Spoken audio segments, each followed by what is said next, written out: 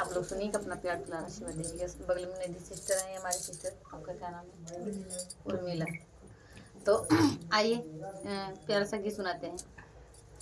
हरे मोरे पीछवा रवा पिंपरवा के पेड़वा पकड़रिया आवई, मोरे अंगनैया पकड़रिया आवई, मोरे अंगनैया पकड़रिया आवई। पीछवा रवा पिंपरवा के पेड़वा पकड़रिया आवई, मोरे अंगनैया पकड़रिया आवई। हाथ जोड़ी पैया परो ससुरो से जाई के ला पकड़रिया काटा, मोरे अंगनैया ला पकड़रिया काटा, मोरे अंगनैया ला पकड़रिया काटा, ला पकड़रिया काटा, ला पकड़रिया काटा, ला पकड़रिया काटा, मोरे अंगनैया ला पकड़रिया काटा, मोरे अंगनैया ला पकड़रिया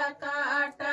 हाथ जोड़ी पैया परो भसुरो से जाई के ला पकड़रिया काटा, अरे अंगनैया ला पकड़रिया काटा, अरे अंगनैया ला पकड़रिया काटा, ला पकड़रिया काटा, ला पकड़रिया काटा, ला पकड़रिया काटा, मोरे अंगनैया ला पकड़रिया काटा, मोरे अंगनैया ला पकड़रिया काटा।